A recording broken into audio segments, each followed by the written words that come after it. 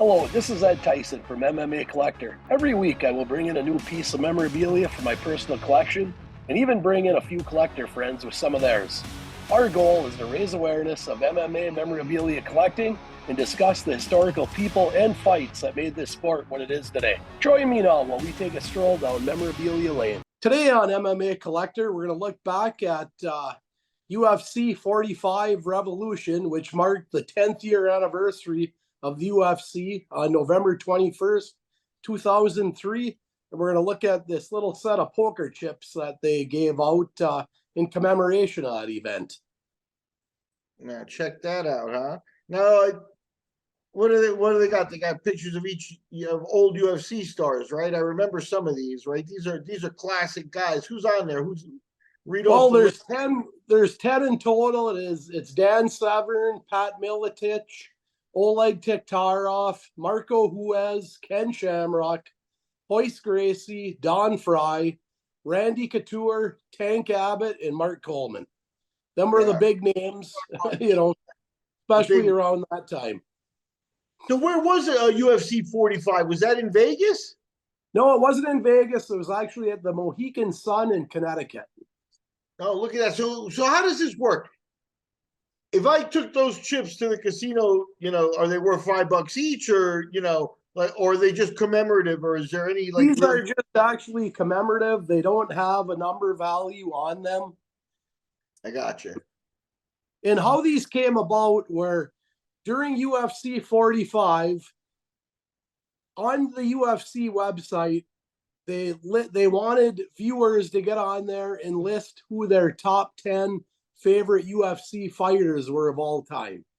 Gotcha. So what happened is, if you bought the pay-per-view and also listed your 10 top best fighters on their website, all you'd have to do is send in your receipt from the pay-per-view, and the UFC would send you one of these sets.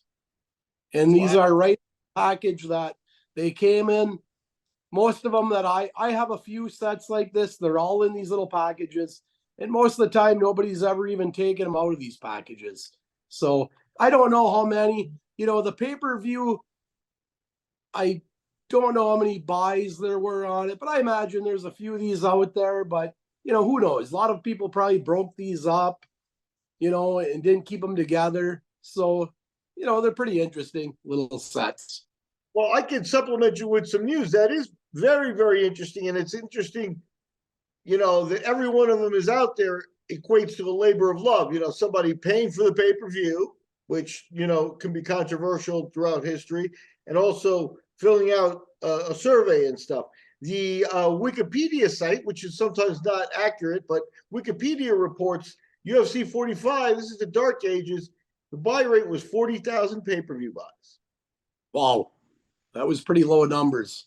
It is a low number. And that means, there could be a couple of thousand of those. 5% of the people responded. There might be 2,000 of those out there.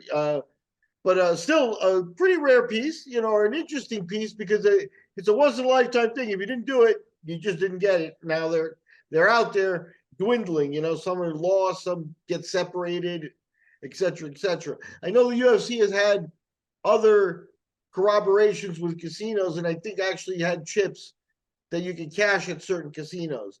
At later, I know Rico Rodriguez was looking for one of the chips that had him on it, but that was much later years than UFC 45. That's a great piece. And did you fill out the survey and stuff back in the day, or is this the stuff that you acquired afterwards? I wish I would have. That would have been a better story. I can lie to you and tell you I did. But that's why we love you. We don't embellish anything here. We don't have to. I did. It's still a good story, because with you buying it, we're trying to preserve it. And if you've got a few of them, maybe one day they all wind up under your roof somewhere, and that might make it interesting. We'll have a total count of what's left out there.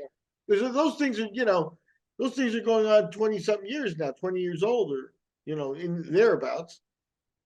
Yeah, it's going to be the 30 year this year. So this was 20 years ago. November 21st, 2003, the 10th anniversary of the UFC. But there's no way that this is Dana White's favorite show. Technically, UFC 45 occurred at the 10th anniversary, But Zuffa had held the UFC for just 2 years and under 20 shows. The heavyweight title fight between Tim Sylvia and Frank Mir was canceled when Tim Sylvia tested positive for steroids. And then Frank Mir was scheduled to face Wes Sims in another main event that didn't happen. As usual, the fighters saved the day as Frank Trigg and Matt Hughes engaged in an epic fight for the world welterweight title. But Dana White's headaches didn't end with the heavyweight title fight fiasco. The UFC signed a couple of bad boys to the undercard, and Tank Abbott and Phil Baroni both got into extracurricular activities after their fights that did not look good. UFC 45 was the UFC's 10th anniversary show and a memorable night. However, I can assure you it does not rate in Dana White's top 5 UFC shows of all time. Join us next week for another episode of MMA Collector, where we look at the rise of Kimbo Slice. Take a moment to like and share and subscribe to the MMA Collector on YouTube and join our collector community.